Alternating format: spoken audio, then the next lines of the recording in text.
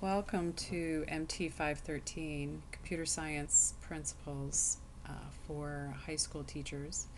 I'm the instructor, Dr. Linda Sider, and this overview is going to briefly describe the course, go through the syllabus, and point out some of the resources that will be available. All material for the course will be accessible from the Canvas website. Um, the syllabus link, you'll find basically there's a link to the actual PDF of the syllabus, and then as assignments and various things are posted, you'll find the links to those particular elements. So I'd recommend frequently visiting the syllabus link to see upcoming assignments. But let's just briefly go through the syllabus. As I said, my name is Linda Sider. You'll see my email. Since this is an online course, basically the way to communicate with me is either through email or what I would recommend is if you want a face-to-face, starting a Google Hangout and inviting lsider@jcu.edu. For Google, you just need a Google account, which everyone should have through school. My virtual office hours are Sunday, Monday, Tuesday, Wednesday, Thursday from 6 to 8. These are the times when I promise I will be on my computer and available.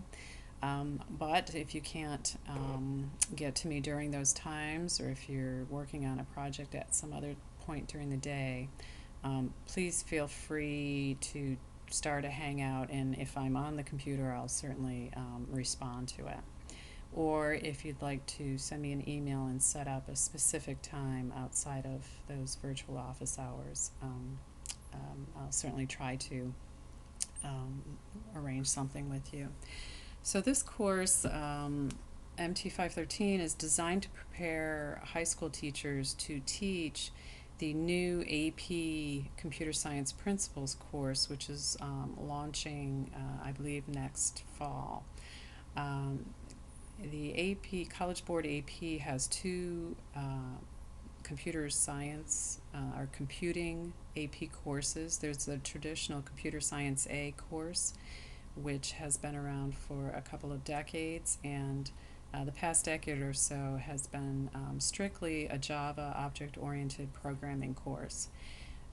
This new course, AP Computer Science Principles, has a programming component to it, but it basically tries to be a more general course beyond just programming to help students understand computational thinking, computational thinking practices and concepts.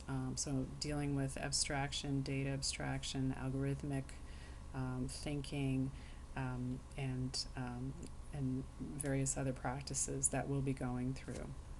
So in the syllabus, I have the computational thinking practices and ideas listed briefly. We'll be going over these in lessons and assignments over the course of the next few weeks, so I'm not going to do them in detail right now. So the majority of Math 513, however, will be applying these practices and ideas to programming, but in a relatively friendly language called Scratch. And Scratch is a free, pretty easy to learn language. I've taught second and third graders programming in Scratch, but we also have used it at the college level. But it's also a very powerful language, so you can get up to speed quickly on it, but you can also use it to do very, very complex things, and we'll kind of see a little of both with that. As I mentioned, this is an online course. There's no required text. All material will be available on the Canvas website. And just in terms of communication policy, email and Google Hangouts will be the primary mode of communicating. The grading for this course, there are frequent homework assignments, 2 or 3 each week, small to medium-sized assignments. Those will all be, basically there will be a lesson and then an associated assignment. And you'll be submitting all of that material online. Part of computational thinking is producing artifacts beyond just programs, and so you'll be maintaining an online portfolio of all of your work. And then the course project is basically, and I'll be discussing the details of this in the first lesson in much more detail, but just to summarize, you'll be designing a lesson where you would use Scratch to teach some topic that you teach your students.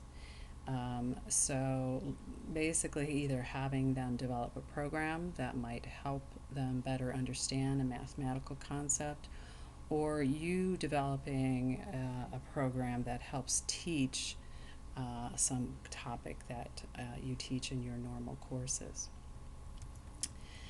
And then the syllabus basically includes additional policies which you should read through on documentation and accommodation of disabilities, academic honesty, mutual respect. And so please read through the entire syllabus and then contact me if you have any questions concerning any of the material or the policies.